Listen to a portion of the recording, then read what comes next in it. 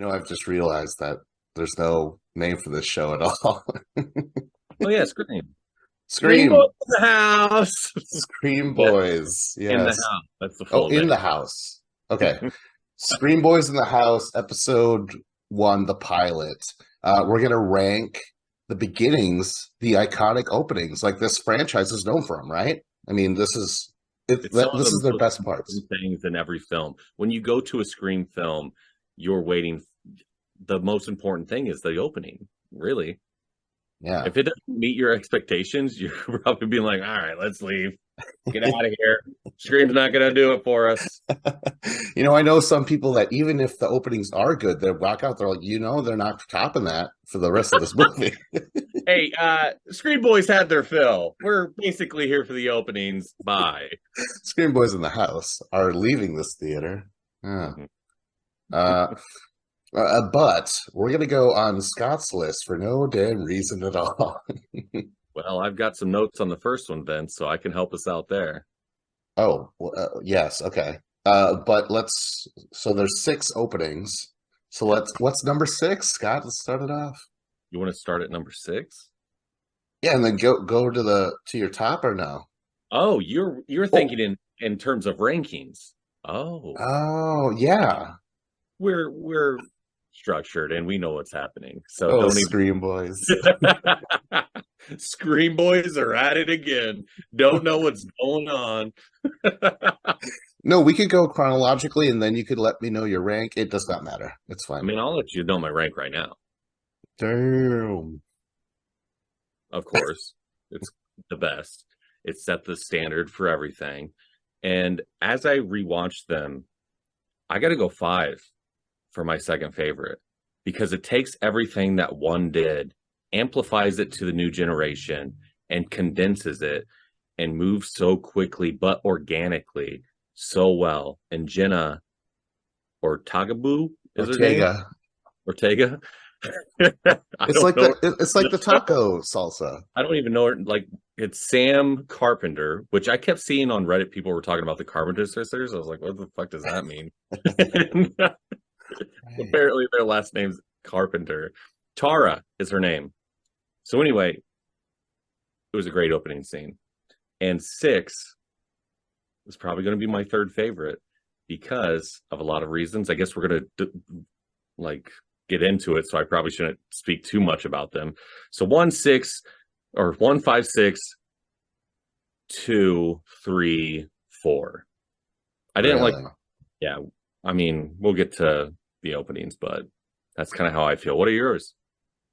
Oh, so I'm kind of very ill prepared here, but Hey, I Scream Boys don't come unprepared. I'm not buying time so he can think of what his list is. That's just how he rolls. I might have to go with four because Is your four. favorite? Oh Sorry, no! I did mine in favorite order. Oh, I'm going worst to best. Sorry, one Oh to my six gosh! I did just then. Four is the worst. So six ranking was four. So I did one to worst.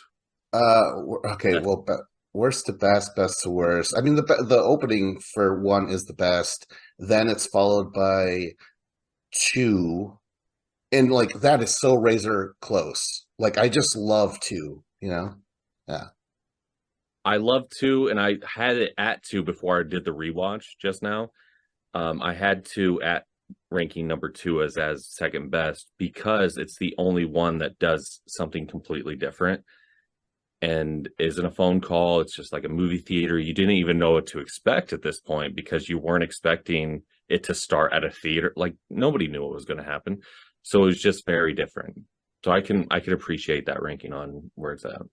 Well, I want to dive more deeper into it. So do you want to go one through Scream one, then Scream two? You want to go that way, or do you want to start off with your worst to the Well, I've best? already given my rankings, mister. But So I what are want to. yours? Ah, Jesus. Okay, it's One, two, then what? one, two, six. Ugh. Uh, It is like just hey, we're not doing this for suspense reasons. And god damn it, it's between 5 and 3. I'll have to go with 5, then 3, then 4. All right, so you talk about one now then, or and get into the details, the Yes. nitty gritty, as Nelson would say it. Yes. Let's talk about 1. Let's talk about the fact that just full disclosure, this was my very first horror movie slash slasher ever. Mm. We weren't allowed to watch this stuff, and all my brothers and sisters were at next door at my cousin's, and my mom was like, "Hey, go check on them." I'm like, all right. I walk over there, and I'm like, "Oh my god, you guys, you're not supposed to be watching this," but they were like, I missed the beginning actually when I first watched this movie. So when I first watched this movie, Drew Barrymore's there. I'm like, "You fucking dead, bitch." Spoilies. You know? I like So yeah. Vince. He sounds like Wildcat. Spoilies. But you experienced this the right way, where you're like, "Oh, it's Drew Barrymore. She's gonna be the heroine in my arms." Yeah. Yeah, I mean, when I first saw the movie, I wasn't privy enough to. I mean, I was probably, I mean, 9 when this was released. So I did go see Scream 2 in theaters. So I knew it well enough at that point to where I was 10 and seeing that movie. So I must have seen it at some point. But yeah, I watched it from beginning to end like a person should. We didn't have to stumble on anything in my home. My parents were like, "You want to get scared? Here we go. Hop on in." Okay, well, it starts off though. Okay, so this is the main thing that pops out to me. The name Michael, what's something Jackson, right? What's the guy who does the voice? I don't know. Damn, it's like Roger Jackson. There we go. Oh yeah, yeah. Now in the sequels, it's like hello, like he's already just like Oh, freaking you out. In the first one, he's like, "Hey, I thought we were gonna go out," stuff like that. I love. I mean, it's like a 15-minute sequence, and it could play as its own little short horror film because it just moves along so beautifully. Because, like you said, he calls in, "Oh, this is a normal conversation," and but like she's not having it, so it just makes sense to her. Like, no, I'm not gonna fucking talk to you. It's the wrong number. And then it just he latches her on, and then they get to stumbling into a conversation, and then it's so nice. And I like his voice. His natural voice, I'm assuming is what he was using at first. It just was like it reminds me of Six when I watched the opening of Six. I like the voice so much before it turns into the killer voice that it just it soothes me down to where I'm like, let's just watch these people have a conversation. I know it's going to get brutal, but I love how soothing their voice is. So they did a perfect job of casting voices. Do they change in 3? They also do this a very similar thing, except it's a girl. And Con's like, "I've got to get my dick wet, motherfucker." And then she's like, "Oh no, you're not." Uh, 4, no one's on the phone. Actually, I mean, not until the end. So yeah, it's better to start off with the soothing, like, "Hey, we're just having a conversation on the phone." I will say this though, out of all the openings or whatever, the whole movies, all the victims, I wouldn't fall prey because I don't answer my phone. Yeah. Because if it's not someone already programmed in my cell phone, I go, okay, see if they leave a voicemail, and then I'll move on with my life if they don't. Yeah, exactly. Well, what did he pose as, like her wife's friend or something in 5, right? Or her We're mother's getting ahead. friend? We Okay, can all go right. back to Scream 1. So Scream 1, he poses as just a random person, asks her if she has a boyfriend. She says no. And then he's like, oh, well, blah, blah, blah, blah, blah. And then he's asking her about horror movies, right? Yeah, Like, yeah, exactly. oh, I love them. I love them so much. Halloween's my favorite. And you know what else is cool about this? Turn. What's the turn that happens in there? I want to What know was who I'm looking at. Yes. Yes. That was good. The other thing that adds to the suspense is the popcorn, man. I love popcorn. And the little bit of anxiety, the little hum of anxiety was it's slowly like burning. I'm like, now the popcorn.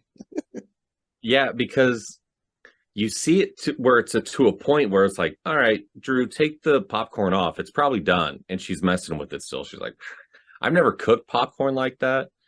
But even if I was on the phone with someone who is just murdered my boyfriend or girlfriend, and I ran into the kitchen and it was on fire, I'd go, I need to shut that off because she runs into the kitchen and it's just like like that's flames for you out there, people, fire.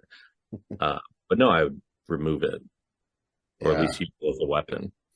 Actually, that would have been a great reference to Friday the 13th Part 2, because in the opening, after he kills Alice, spoilies, there's the the pot of tea is on the stove and it starts to go like it's I can't hit that pitch, but you know when it starts to scream, You did when it does the noise, you know.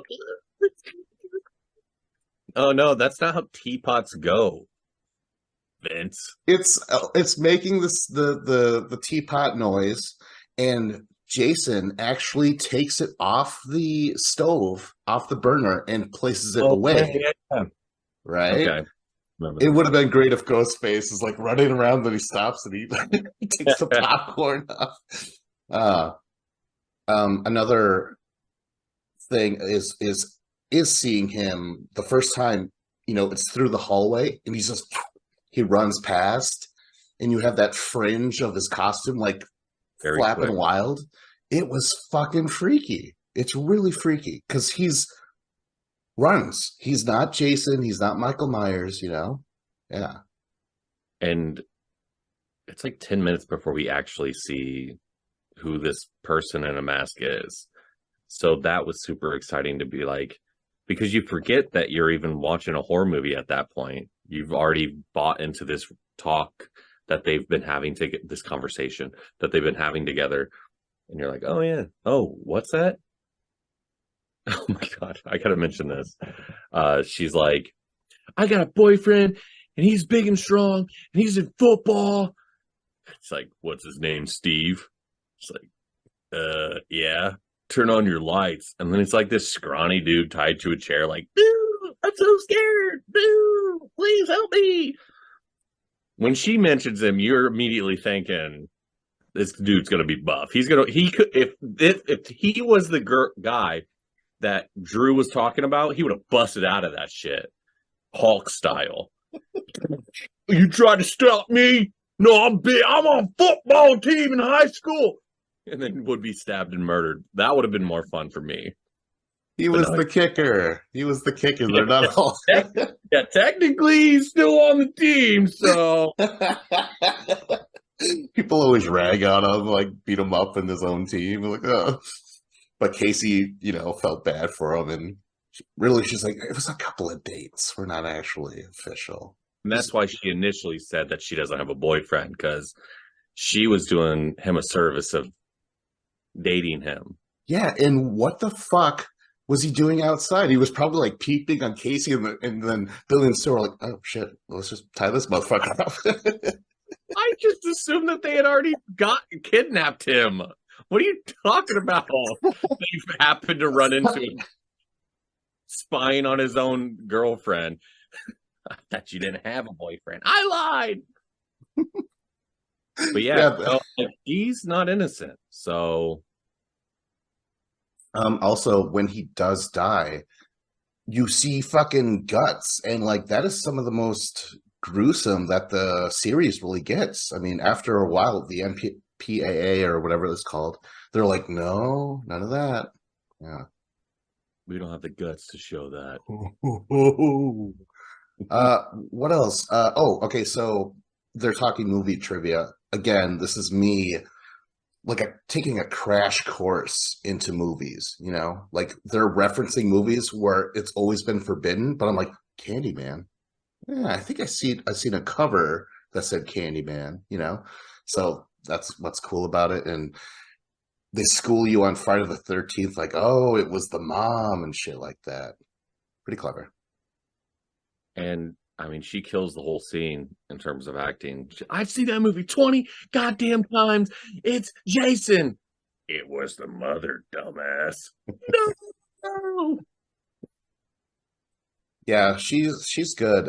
There's a video out where they're like horror movies that were overlooked because they're horror but should have been nominated. And they were like, fucking Drew Barrymore for Scream. I'm like, fuck yeah, man. That'd be great. Like a little best supporting actress nomination.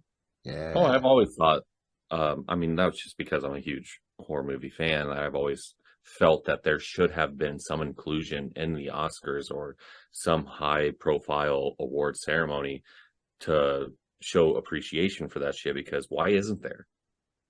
Especially like special effects in movies. Some of that stuff, low budget horror movies do what they can with what they've got. Why is there no appreciation for that in Hollywood? Why are you doing that? They make you how much money? You spend 10 million and get 100? You're gonna act like that's nothing? All right. Uh, so when you were watching this, when that first knife plunge goes in her chest, did you think, oh, it's over? Or did you think she'll somehow survive a heart plunge? Well, at this point, I'm fully invested. So I love Drew. I love her character. And when it that happens and it turns to this slow motion and he gets her right in the heart and then covers her mouth at the same time as she's watching her parents drive up. It's so many emotions going through your mind at that point because she was so close to getting someone's attention. Not that they could have saved her. The guy would have probably killed all three of them, but the mouth covering so she can't scream, the in the heart to where it's like, oh, that's you're fucking done. Like that is, and now you're just watching this chick die, and then the next hit is in the neck. Like what? This whoever whichever murderer this person was between the two revealed killers, that's brutal. Heart, the neck, and then string her up from the tree. It's heartbreaking. I felt more in this moment than I did for Pussy Steve, because even though his intestines were out. Right. Yeah. Well, okay. So, You you're like, can oh, see. poor Drew Barrymore, right? Like, oh no, the poor thing. But I do remember when she was running towards the door, her shirt went up a little bit, and you could see she clearly has a tramp stamp on her. And in my mind, when I was young, I was like, oh, maybe she deserves it. Maybe she's And not so that pure. still runs through your mind now, I'm sure. Oh, she still kind of deserved it. She got that tramp stamp. Yeah, I'm sure we don't even call it tramp stamp anymore. There's probably a better word for that, but I don't know it. Yeah, I don't know. We can call it Vince stamp if you want. I don't know. Uh, okay, Oh, so something that I noticed that happened was that she was being stabbed over and over again, and she pulled the guy's mask off. And it made me had a few thoughts. One, I was happy that she at least got to see who the person who was murdering her was, because I don't know if that's just like I feel like I would want to know if someone was wearing a mask and then, oh well, okay, well that sucks, dead. But also, why did they let that happen? They were stabbing her. They had complete control, and they were like, she fumsily, like fumbles off the mask, and they're like, man, well, the fact that you won't want to know who's stabbing you, I'll no, I just say would. this. Yeah, I'll just say this. Noted. And then the other thing about like taking the mask off, I mean, yeah, that's kind of a good point. I don't know. It depends on who it was. If it was Stu and he was like, I need you to know it was me. And how could you leave me for Steve? He's a kicker. you know?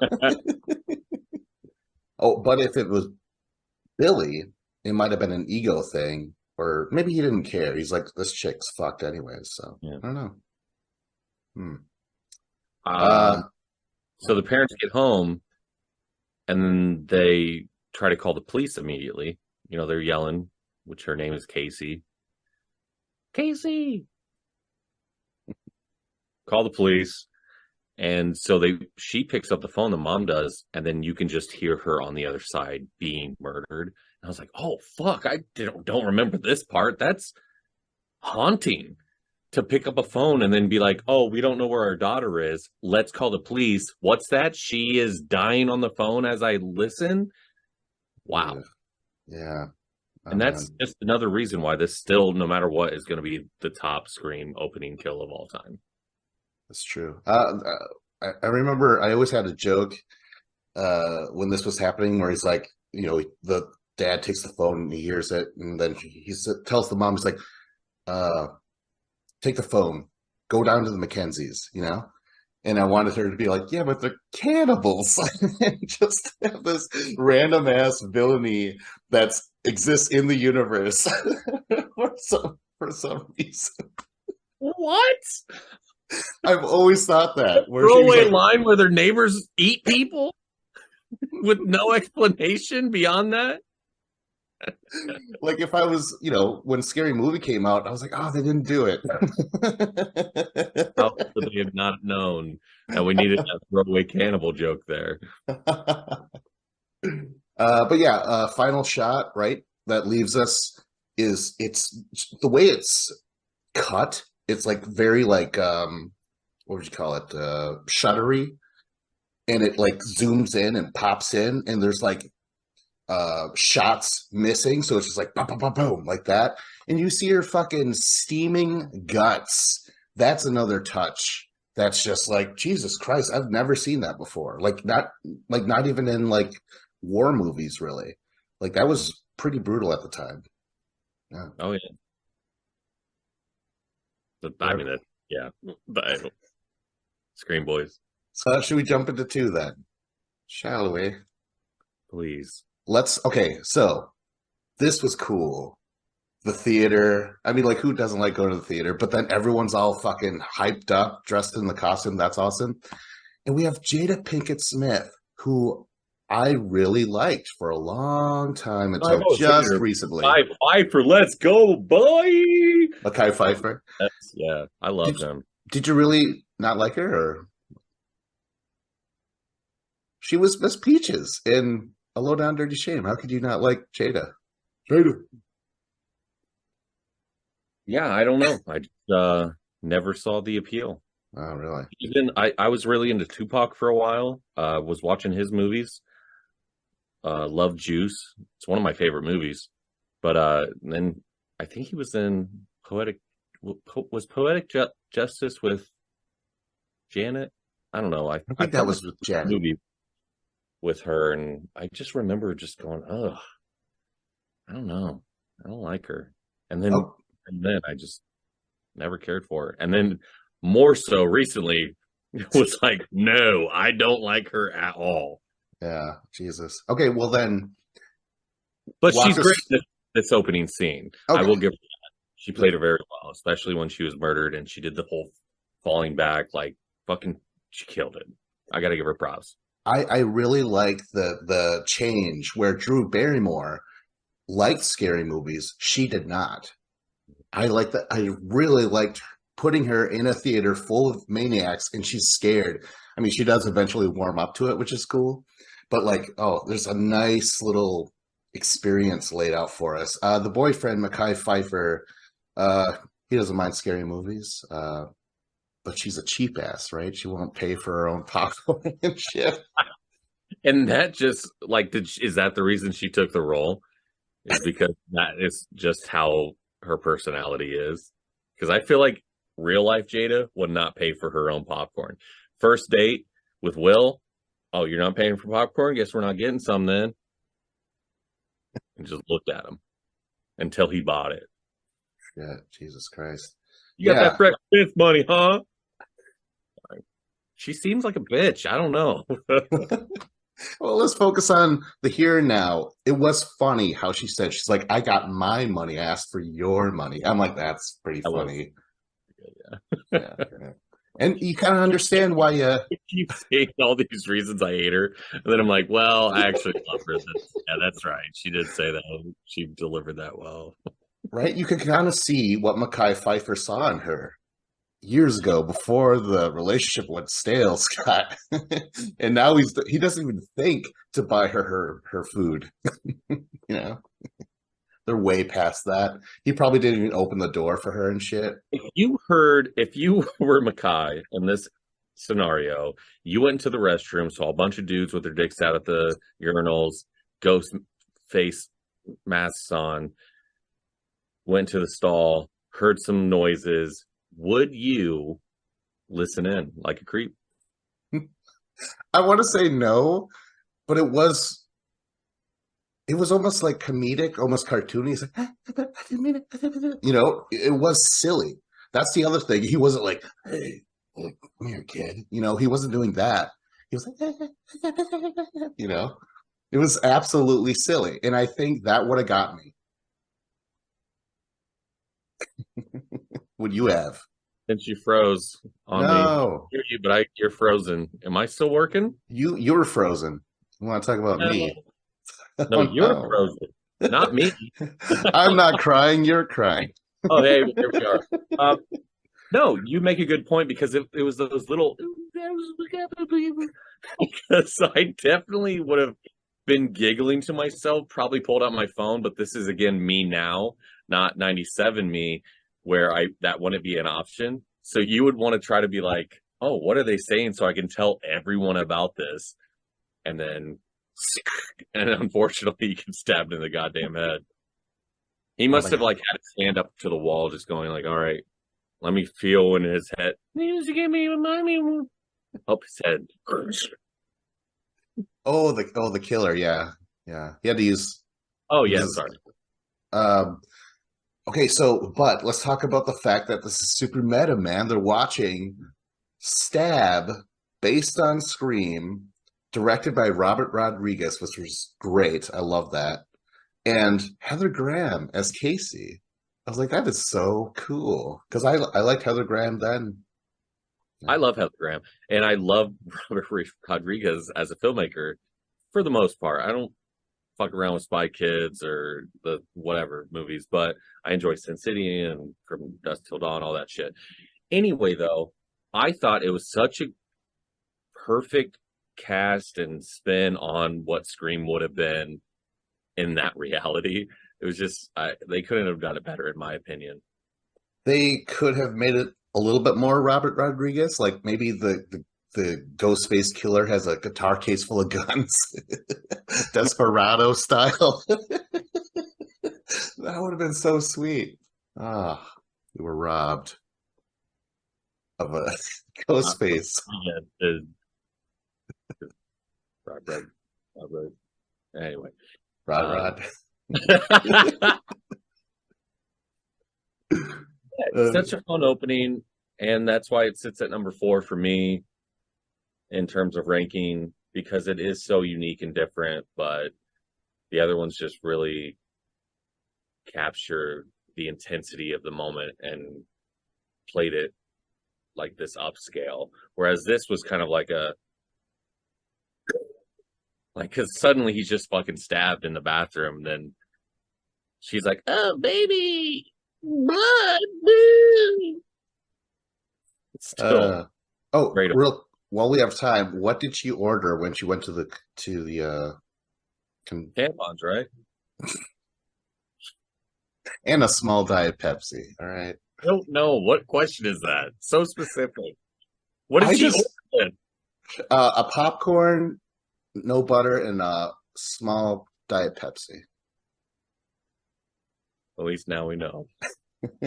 So Scream 2. Okay, so one of the cool things, I mean, there's so much, but after he kills the boyfriend, he then sits down all super cash because it's got the coat. It's a cool coat. And we get to watch a murderer watch a movie about murdering. You know, like that's an image we've never seen. Like, has Michael Myers stopped and been like, and like watched something? You know, not. I don't think so. So that had to have been Mickey, right? Like that was Mickey. Oh shit! Definitely was not Miss Loomis, who's going to pull a stunt like that. You don't think Loomis Yeah, that would make. How does she get into the bathroom? Well, that just is more proof that it was Mickey because Mickey could get into the bathroom easily. You go, he's going out, she's going, let's go, get the attention and then stab and beautiful jacket. Right. So it's awesome that he's just sitting there watching it. And in the original script, I don't know how deep you actually go with this shit, but the original script, she was gonna jerk him off, and then she comes up with a handful of blood instead of a handful of something else. No, Good but God, what? Is that a real thing, or is that your? yeah, she didn't like take his dick out, but I believe she kind of massaged his dick over the pants. A dry ass hand, Jay. Yeah. Oh well, that changes the character for sure for me. Yeah, that's like having a tramp In the stamp. bathroom and your girlfriend's out waiting for you to bring back some Diet Pepsi and no salted popcorn. You piece of shit. I think One it was thing to be interested in some noise next to the stall. It's another to get a hand job. So what you're saying is Phil, which is the character, he should have been like, "Oh my god, what am I listening to some weirdo in a stall? I'm dating hand job uh Heidi." Like she always gives it up in a theater. What am I thinking? Get down there, right? I don't know. Maybe I'm just not a fan of random people jerking me off, but She's not. No, she's not random. They're dating. Come on. no, I'm saying that's what was happening in this stall at that point. No, Vince, how many random bathroom public restrooms have you got a hand job in besides No, the one we've already discussed? no. In other podcasts, you got to search for them. Go look; they're there. Details. No. Afterwards, when he's in the theater, they're watching it because she does come up with blood on her hand. She's like, "What the fuck?" Um, okay, so the initial stab. When I first watched this, it wasn't gruesome enough for me, and it still isn't, but it is way more dramatic because everyone's ignoring her pleas for help, and he could just go in and like catch up and stab her, and he does a crazy thing. That I was like, oh, what kind of killer is this? He howls. You remember that? Where he like stabs her and he's like, and then cuts out the final stab or whatever. Yeah, rewatch that shit. He does a howl, and I'm like, he's You're telling me that happens? I don't believe you. I just watched that movie 5 months ago.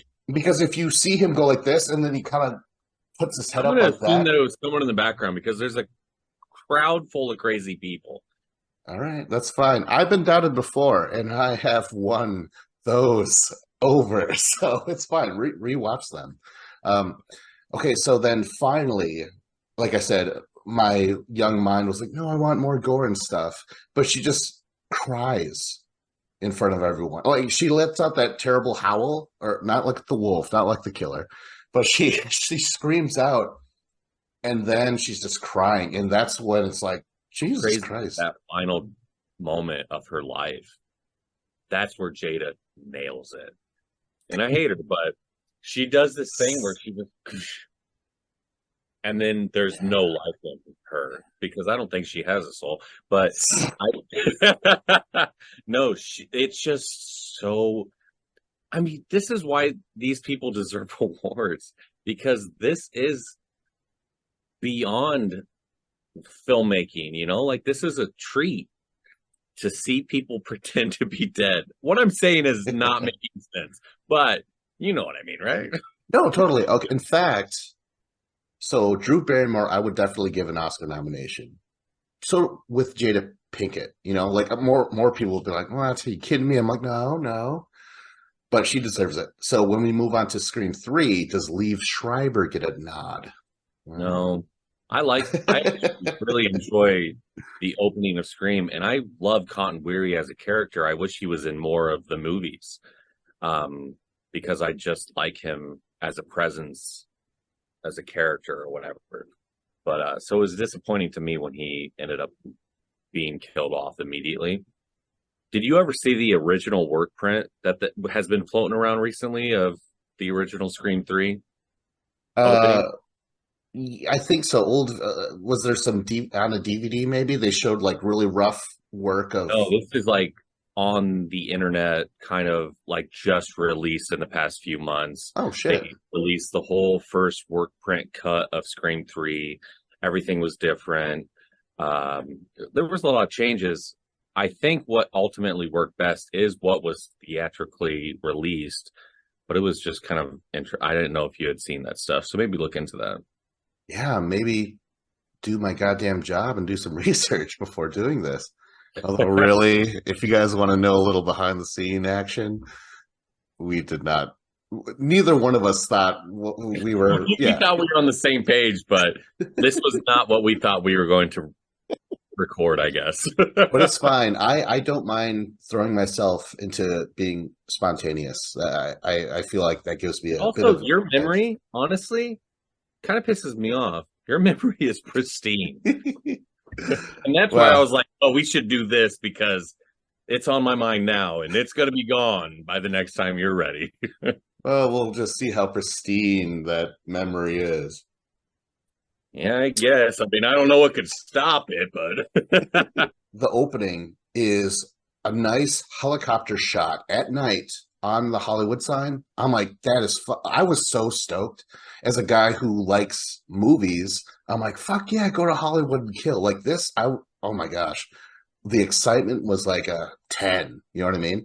And then it shows Cotton Weary. I'm like, no. I was instantly bummed. I'm like, he's fucked, you know? Fuck. I was so pissed. because you like Leaf Schreiber as well, then. Yeah. Oh yeah, he's great. He's one of my favorite parts of Scream too. He's great. Dude, he's so intense in that movie, but he's a good guy.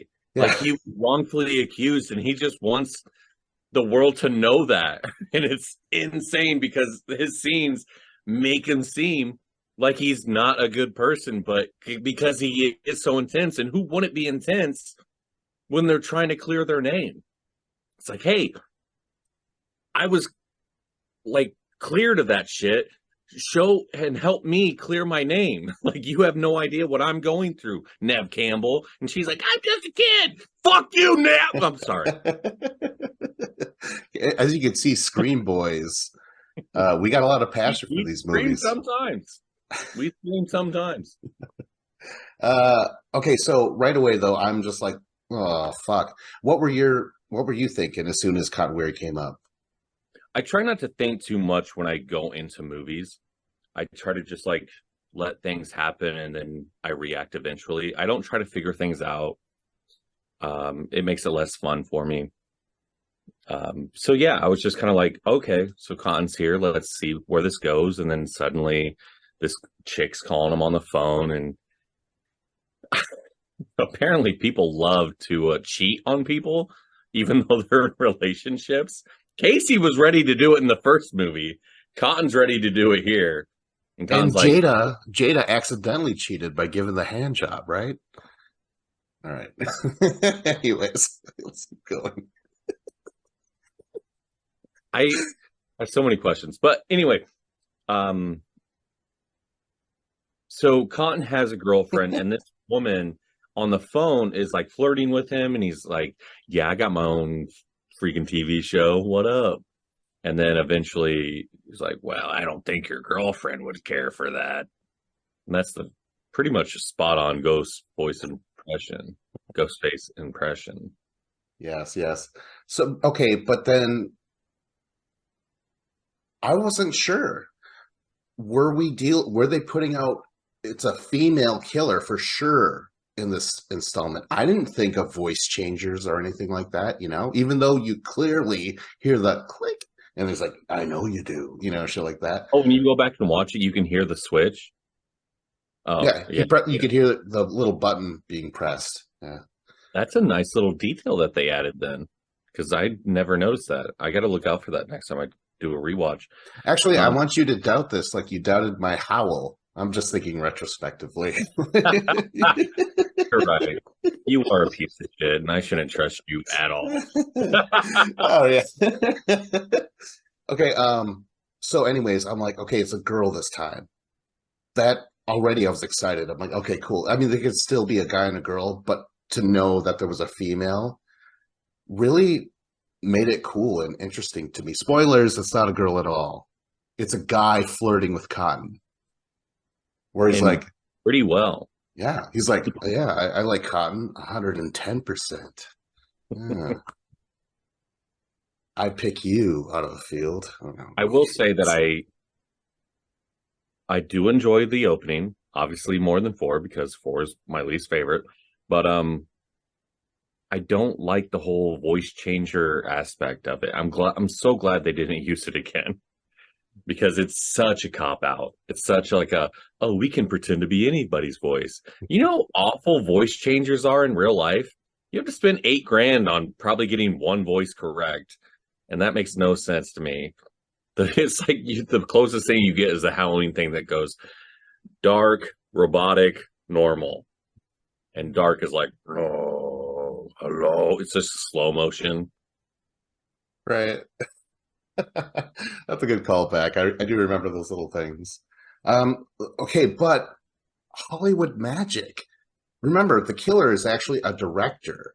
And what does he have out of every other killer here? Budget. He's got money. Directors get paid at least $1 million per picture, especially if they're big studio films, you know? Roman has a budget. I believed in the voice changing thing to an extent, you know? Yeah. When he has the voice of Jenny McCarthy, though, who is not a big character in the movie, to me, it doesn't make sense. I immediately am taken out of the movie. Uh, was that Jenny McCarthy in the beginning? I wonder who did the voice. I never looked that up. McCarthy in the opening. I'm saying in the R- other scenes of the movie, she's in there. right. But But I'm also saying, it is also a blonde in the beginning of the movie, so I can see as to why you're confused right now. no, no, no. I'm talking about the female that calls him at the beginning. I never looked I don't that know. up. I don't know who that voice is. Whoa, shit. That's cool, man. It's a Whoever the mystery, dude. nice voice. It was a nice lady voice. That's true. Okay, so what about the chase through the traffic while his girly friend is being stalked in a cliche shower? I don't know. I mean, it hooked me. No? Again, they ended up doing reshoots and stuff, and what I felt was the best thing was the theatrical version because then he gets there and he's got the fucking bat and he's like, and then she's like in the other room and she's like, is that you, Cotton? Like not knowing if it's actually him or not. And I thought they played on that very well. But yeah, then she's murdered, then he's murdered, and Scream 3, baby. Let's just slow it down a little bit. Let it breathe, okay? I do want to mention Oh my the God, Creed's playing in the background. Also, a great song. A great song by them. It's not their typical, can you take me? It's like, I think it's What If, their song, What If, which is a fucking banger. yeah. Sorry, go ahead. Uh, okay, so anyways, the whole voice changing thing was especially creepy because she's like walking into the lobby or whatever, and it's Cotton's voice, and it's like, you won't believe what happened to me, and it just like I was like, oh, this is creepy because you know that's not him, and you're just like your mind is like, what is going on here? How is he able to? Yeah, It's, I am taking it now as a perspective of knowing that what happens and everything that goes around that. But for the time, I don't think anyone else had ever done that. So it is really different and original and cool. To me, it doesn't age well, but I can appreciate that they were trying to do something with that to make Scream 3 a little like stand out a little more, as opposed like to differentiate themselves from the first two movies. So I get it, but also give me more of the same. uh, okay, so what's her name? She is ultimately killed rather fast, like right in front of him, because she thinks he's trying to kill her and stuff like that. And it's tragic. In fact, I think out of the terrifying screams uh hers is one of the is up there. It's very like painful and full of sorrow or something like that. Yeah, when you It's actually think about it, she's just getting out of the shower, thinking her boyfriend is calling her and talking to her, and then suddenly like threatening to kill her and stuff. And then, oh my gosh, yeah, I didn't even think of from like that perspective. I love that. I'm not I'm now I want to rank the screams as in like the dying the death wail between Jada and her. Catherine was it Catherine? Is that the character? I don't know. But between those two, those were they left a mark. You're like, oh, that's a spooky scream. That'll live with you a little bit. Yeah. Well, it didn't have to, so I guess. Okay, well, before we lose all momentum and enthusiasm, this sucked because Scream 3 out of all of them probably is the least gory. And again, when I was younger, I was like, hey, I want to see some of that blood and shit, man. And this is a lot of it's cut out, but we have Cotton covered in blood because he just got stabbed, but then he spits blood up on his mask. I was like, that's awesome. That's cool. Yeah. That was one thing that I forgot to mention when we were discussing the Scream opening, Scream 1, was there was a little bit of blood that's like when he sliced Drew, Casey, it went onto the mask like perfectly.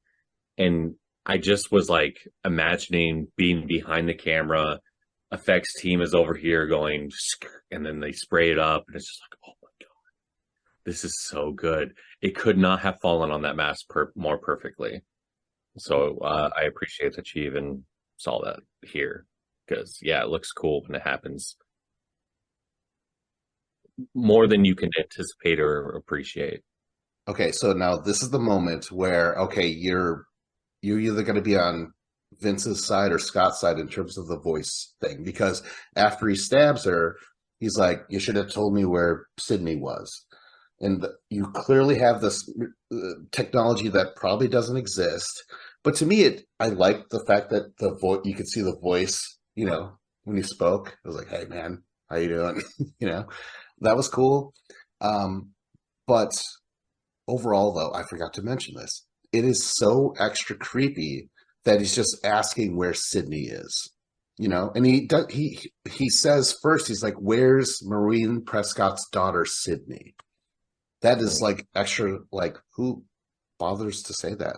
Like if I were like, "Where's Scott?" Instead, I'm like, what's your dad's name? Scott. Well, I don't want to say it now because it's Okay, kind then of what's creepy. your mom's name? Oh, my mom? I'll tell you right now. How about your brother's name? No, yeah, I didn't even think about that, but that's a great point. They gave us so many reasons and little clues to figure out what was going on, like in terms of it's someone from Sydney's past. Like I don't know, it was like a little mystery the movie was too, Yeah. where they're trying to figure out who was doing this shit. Yeah, it's not my favorite opening. It was definitely lesser, especially when I watch it. But there are little moments where I'm like, oh, that was nice little touch there.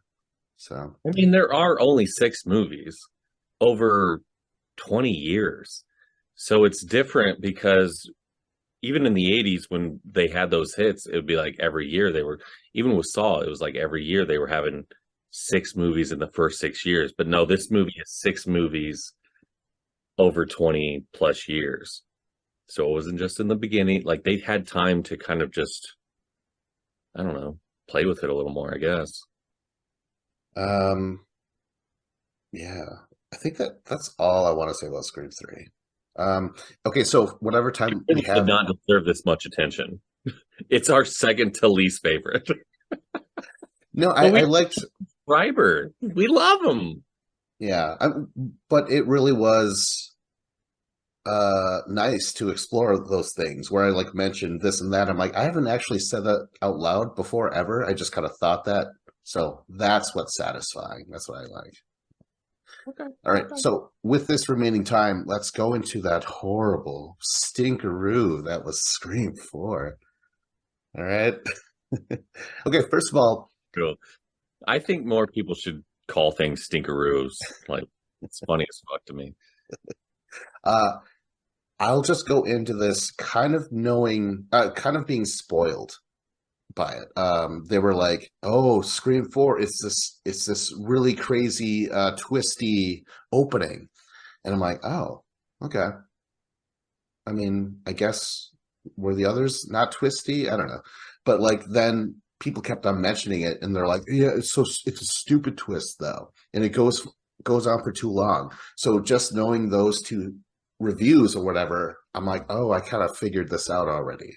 Yeah. What I about did you? not. I did not go see this one in theaters. I don't know. I was just so popular in 2011 that like I had more to do. But no, when I first sat down and watched it, I was like, okay, let's see where this goes. And I was just like, what a weird cop out that this was. That was a weird first opening. Sure, they were watching the movie. Let's move on. And then it happened to be another movie, and then I was just mad. And I just don't like that. Show me real people and this and what they're dealing with. And it eventually got to that. And then it just felt like I didn't care at all. Even no matter who those people were in the final segment, the third segment, I would have just been like, well, they're dead. Okay. Is Yeah. it another fake out? Oh, you got me? No? Well, I don't care anymore. Do it once and I would have still cared. But after the second time, I was immediately out of it. So being spoiled going in kind of hurt it, but also apparently it was rewritten. The opening went, I think, in the same order, but they actually the last two girls were switched. Where one was like, "Oh, I don't like these movies," and the other one was like, "Oh, that's fucking cool," and shit like that. But I think it was for the worse because whatever shots that you see, and from what I read online, what how it should have went would have been perfect because after the first one, the gruesome deaths, first of all, cut, that knife cut, I was like, "Ugh, that's gross." Then they ruin it with a fake opening. Then it's what's his name? One of those two blondes, Sookie from True Oh, Blood, yeah. Anna Paquin, and whatever her name is. And right away, I'm like, they're not in this movie. Like they're too big. They're not teenagers. They're not. I They're love the that we opening characters. remembered freaking True Blood Anna Paquin over someone who is definitely more known, but I still can't even think of her name, and it's pissing me off. Veronica But, Mars, yeah, The Good Place. Ah, Dax Shepard's arm well, candy. Dax Shepard of all people, we know his name, but we don't know his fucking wife's name. Are you So looking it up right now? no, I'm just hanging out. I'm like, Yes, he always that's puts his like arms in front of him like I always Superman. put my arms up like this. Kristen Bell, damn it! Is it? Kristen Bell. Kristen Bell, that's right. So right away, I'm like, And whatever you definitely know that you're gonna watch this, so we get it. uh, yeah, I don't know. I was like, no, this is another fake out. I was already like kind of coming up with it while it was happening, and then it happens. Then it's to the third. Now the third, Girls from Friday Night Lights, which was a show for yes, a couple of seasons. yes, Tiergarten or Amy Teagarden, something like that. I think her name is Coach's daughter. That's all I know. Coach's daughter. The other one, I'm not sure, but anyways, originally it was better. But let's talk about how it actually goes down. They're just like, oh, see, it's stupid, and it's why would anyone do that? And then they get called, and then the Ghostface has to say like, this isn't a comedy, this is a horror film, as if to be like, yeah, that was silly shit. I have to tell the It's victim, real right? stuff. It's coming. Yeah, and I was not impressed with the kill. She kind of runs into the garage. We've seen that already, but this is about reboots. But I want to talk about what originally it was supposed to be like. The third part played into the fact that they are completely desensitized by it. So much so that when the one girl takes off and then, I don't know, gets a call or whatever, and then she comes down, she sees Ghostface just stabbing her, and she doesn't buy it for a second. And then she's like, oh my God, she just freaks out because, yeah, she's over it by that time. To me, that's way more effective. That would have hit me way harder than what was shown. Yeah. Sure. Because from what I remember, she's walking down the stairs and it's just so casually she comes across Ghostface just stabbing her to death. And she's like, you know, God damn it. That was so much better. Scream 4 overall, I think the main problems are the rewrites because Harvey Weinstein was an asshole for this and many other things. But he clashed with Kevin Williamson a lot. And he was just like, no, I'm going to get, what's his name to work on it? Shit. So free guy, Aaron. Didn't Yes, Aaron? Aaron Kruger. Yeah. Yep. But no, So- I love the idea that he had initially, Kevin Williamson, of ending the movie after Jill won. I thought that was brilliant. If the movie would have ended there, I'd have been like, that's the kind of ending that makes people go, what the fuck just happened? She beat herself up and now they think that she's not the killer? Like, this is insanity.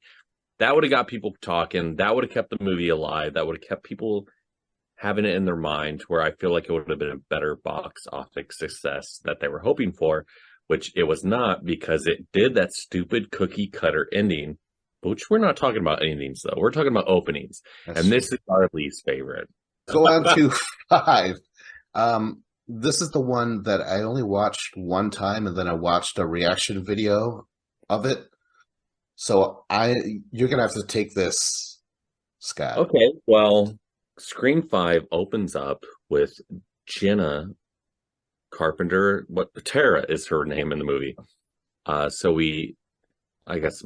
read off my notes. The long shot of her answering and how she nonchalantly brings up group all while texting Amber. So she's texting her friend Amber whilst answering this phone call on the landline, which was super neat to see them play up semi-reality at that point, which was probably, I don't know, 8 years too late. But she's on the phone with the killer, but also texting her friend, like going, hey, what is going on with this? And then Amber texts back, dude, I think it's your mom, like your sister, or your mom's new boyfriend or something like that. And I was like, is that a little hint? Little hint towards it's the new boyfriend around?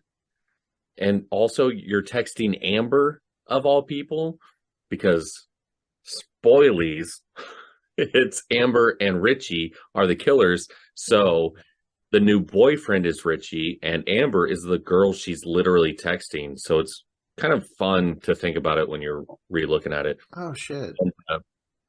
So this voice on the phone, again, I love the voice actor. I don't know who it was, but it's soothing to me. So they're casually, and again, you have to remember that this is the 5th movie, so it's moving along a little quicker.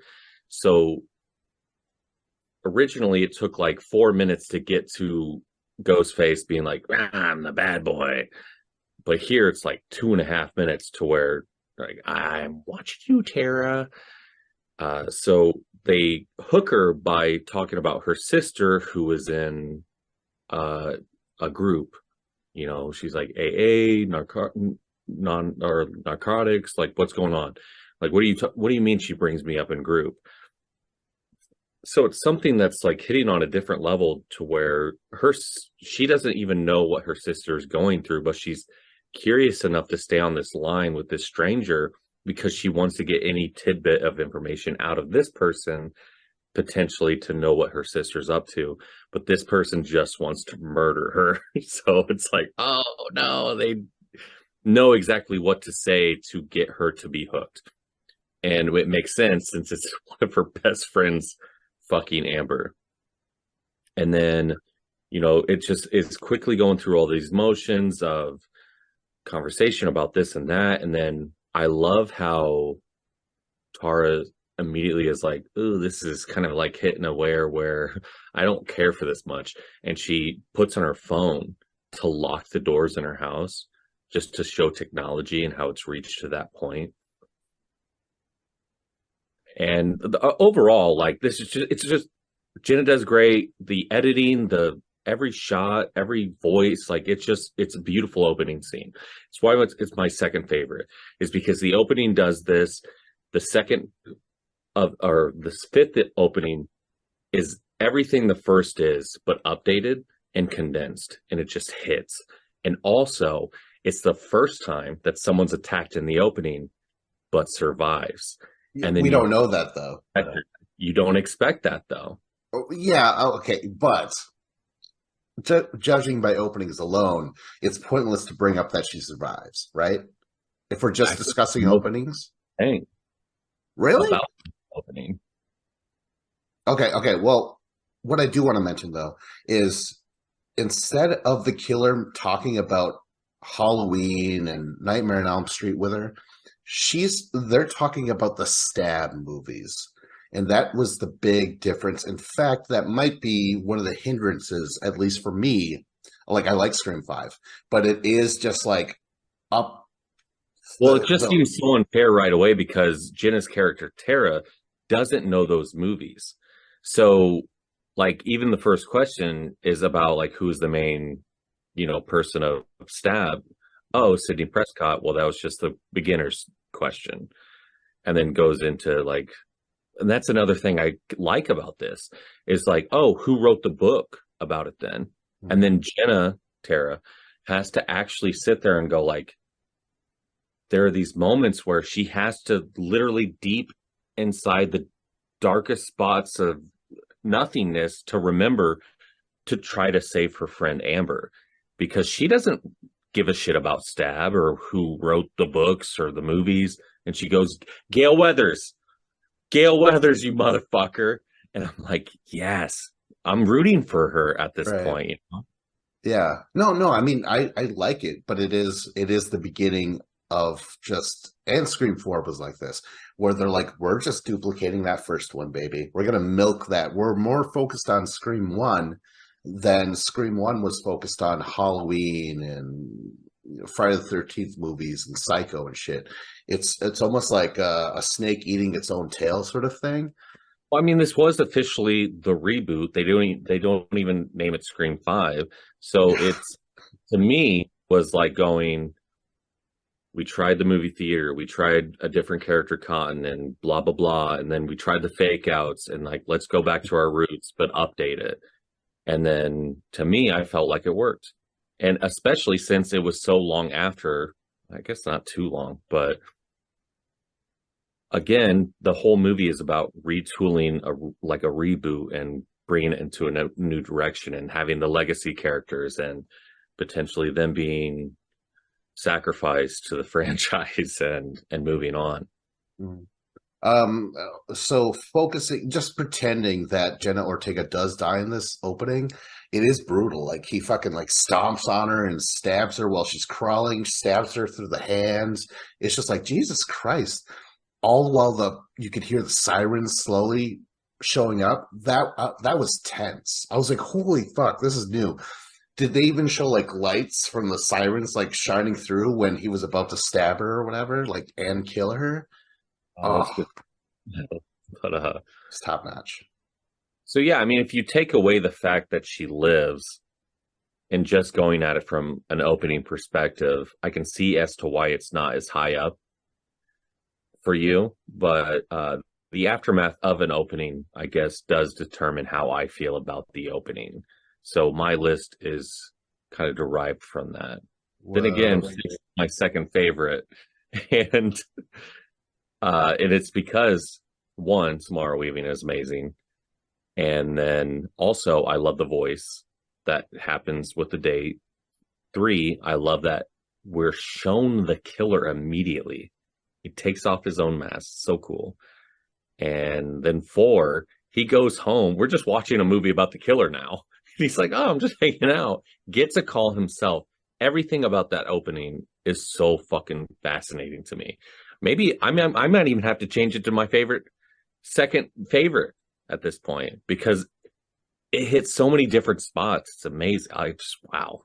Did Yeah, we it's transition into six, or did you have more to yeah. say about? Well, you kept on mentioning like I don't know who the voice actor is. It's Roger Jackson, and Roger Jackson Does he do the voice of the person in Scream Six and Scream Five, like in the Scream Five. In Scream 5, he does. yeah, He's just soothing his voice a little bit just to sound kind of normal, yeah. which he kind of did in the first one, I guess. But in 6, it's the guy who actually takes off the mask. He is on the phone the entire time. And that's awesome, right? Yeah, I really liked his voice, and I was surprised to see who it was because he was in something else recently that I didn't think much of him, and then I was like, oh, it's that guy. Yeah, like Budapest Hotel. He's in movies, he's in shows, he's in Workaholics final episode. In fact, him, that guy, and Richie are both in the final episode of Workaholics, and I'm like, geez, what are the odds? Two different killers are in the show. It's great. Oh, I like that. I need to rewatch that last episode. Season 6 of theirs is probably my least watched season of theirs, so I need to get back on. Scream 6. I didn't know that actress. Was she in like some movie by the same directors, right? Yeah, that she was in Ready or Not, which was a few years prior to this, which was like a big deal in the core community of people who care about films and that are novice. I'm retired.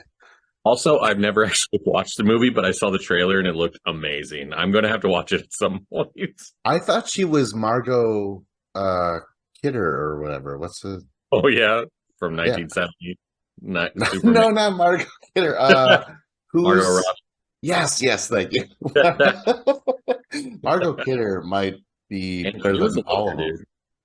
I'm not gonna lie. There were some times when I was a kid where I was like, "We don't need to talk about my master. I'm doing nothing but." Oh no. Throw yourself into the waterfall again, Lois. It's hot. Is that what you were like?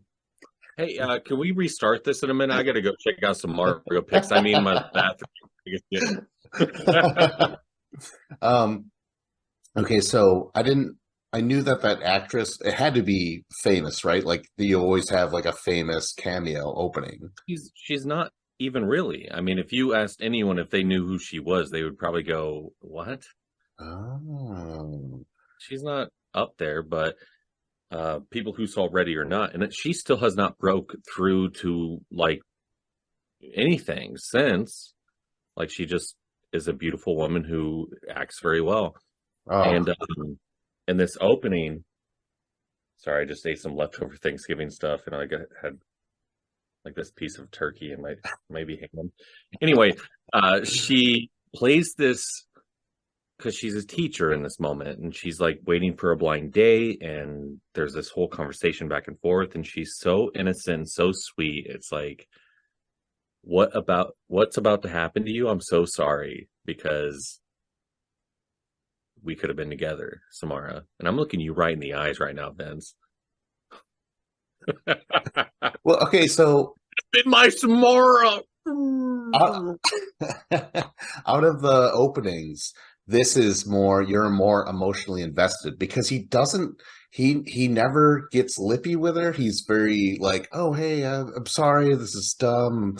Yeah. Like you just get lured in because they're both nervous. That's the idea. Yeah. And I'm sure we've all been there. I've never been always confident where I'm like, drop them. Which is 60% of the time. You catch him on a good day, he'll ask you to drop him, not just force you to. Oh my God. Here's the thing though, because he's in this alley pretending to be this person. And then afterwards is such a piece of shit. It's like, dude, that guy is a good actor. Why did he choose to kill instead of just going into acting? Because he was alien in money. Because I believed him 100%. Like I loved him. I was like, I hope this is just Scream 6 turns into a romantic comedy. These two fall in love and just live happily together. But no, it's not that. Well, I was ready at that moment to be like, okay, let's go. Let's live with the killer. And Yeah. then it's called dramatic irony in Unfortunately, screenwriting. What? unfortunately, uh, what happens. But in the theater, I'm not going in with expectations. I'm just like, let it happen. And I'm here to watch it. And so I'm watching this beautiful woman be murdered, going, nah, I miss her already. And then, never in a million years would I have thought this would happen. Takes off the mask, you see the killer. And then I'm like, oh my God, are we about to have a whole movie where we know who the killer is? And he's just going to be around the people he wants to kill? This is going to be so fascinating.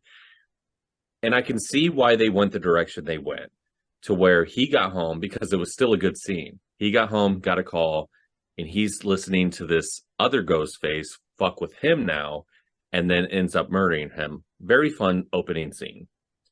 But I would have loved to see the movie that happened had we known he was at least one of the killers. And then being able to dissect his every movement for the rest of the movie with other people to try to maybe even figure out who the other killer would be.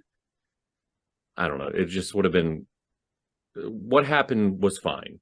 I hate the third act of Scream 6, but I see how it ended up there, because it was The still such a good opening. Yes, and it promised a lot. I mean, the opening reminded me, especially when he runs into Jenna Ortega. This is during Halloween, right? It's Halloween Part 2 all over again, where it's like you are following Michael Myers as he's like looking for his knife. He's like, I could have swore, but he's like walking around the neighborhood. He's trying to avoid cops and shit. That is a very freaky sequence, and that is kind of what I was getting from this. So it's not only Halloween 2, but it's also overall, uh, Jason Takes Manhattan, Friday the 13th. He's even watching it on the it's on the TV, anyways. And to me, it was like, that's a bad omen. Don't show the movie that is known for, like, if a slasher goes to New York, it's going to stinkeroo. Don't do that, because you are really setting up expectations where, like, you have to go beyond it. That I've watched Friday the 13th movies, and that is by far my most disappointing viewing so far, is Takes Manhattan. I mean, And because it's one of the worst. Actually, I would say Jason Goes to Hell is so much worse, just because the concept is neat and it's different, and I can understand why they did it.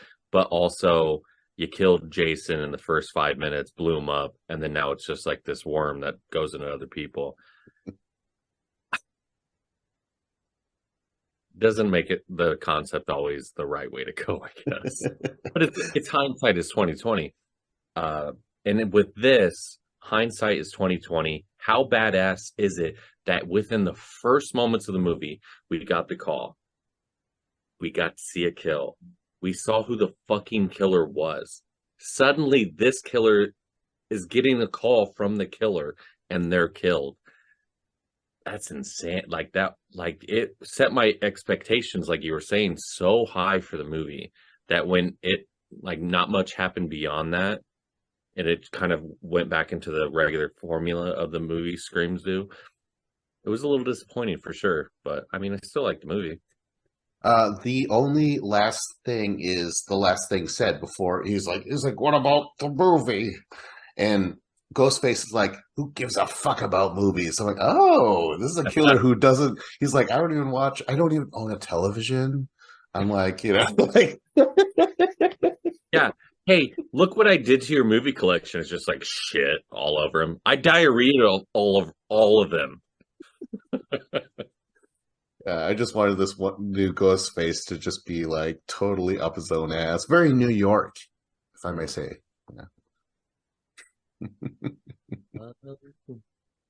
Oh, and then uh another Friday the 13th part 2 reference. He discovers his roommate dead in a fridge, much like Alice discovering someone in a fridge. Yeah, I don't remember who that was supposed to be. It's been a bit, but Yeah. Oh shit. All right. Well. Ghostface didn't pick up the teapot like mentioned earlier, though. uh, it wouldn't be a teapot in this new age. It would be like a bong that's still rolling, man. He's like, hit it. Yeah. Just immediately turns to the scary movie. His mask turns to that tongue like sticking out. Right. Well, that was Scream 6 opening. Solid shit. Very good. It just I wish the movie would have lived up to that. Oh, goddamn. And again, maybe there are some people out there who's like, they go into theaters, they pay top dollar, they even dress up. And then as soon as the ending's done, they're like, all right, we outie. There like I went to a UFC event, two of them, and there are people where like there's blank seats, right? Until the main event, the very last fight. Then they show up, sit down, watch it. When that happens, they get up and leave. People have to do the Scream They're opening. spending thousands of dollars to have that seat for 15 minutes, Yep. potentially 35 minutes. Yep. But you're in your mind, you're thinking people are going, I'm going to open up the movie, immediately leave, not know what happens after that. At least with the UFC fight, it's over. They know what happened. Now, what's crazy is that like Ronda Rousey got knocked out or knocked a person out in submission in 13 seconds and is like, 13 seconds, 40 grand well spent. At home, baby. We can tell people we saw it live. Okay, so Theater. We saw Scream 6 opening live. What do you mean opening? Not the rest of the movie? Why not? You already paid for it. Why didn't you stay? Stop with all the questions. They showed the killer immediately. I knew I could leave. so what we're saying is the openings are good though. That's my joke. It's like always except for 4. okay, but what I'm saying is it's kind of a segue, Scott, fellow Scream boy. If we make another episode about Scream, the other idea would be rank the ends, because those are just up there with the openings, right? Like they really kind of pull out some stops and do their best. Oh, yeah. I like that idea. I like that because I'm immediately going like, also, But the point was for Scream Boys is just to discuss Scream. I mean, I figured you were a fan, but you came in here with some information. We're like, oh, all right, cool. You've done check your out research. that same free work print that they have floating around out there. And if you can't find it, You got it. I'll look you up. Oh shit! Oh my gosh. Yeah, there's so many things, but yeah, I'm just glad that I was able to put down some of my own Scream passion. Yeah. And that's important. And This is the longest I've ever talked about Scream in my life, so I also appreciate it. Me too. My voice is hoarse because I've never spoken about Scream for so long. Actually, those who are on my know about my YouTube channel, my brother and I covered audio commentary of the first 2 Scream movies. Just link it up with your DVD. I'm a big Vince fan, so it's something I need to check out. Yeah, and I'm a Scott Allwood fan, and you got to check out so much shit. He's so talented. But yeah, Vince, come on, don't say anymore. Oh, he's putting his ear up like against a bathroom stall. How much I love that when I caught on to what you were saying. So good. All right. So thanks for watching Scream Boys. This was the ultimate ranked openings with Vince Cloud. That really it. Scott Allwood here, but all right.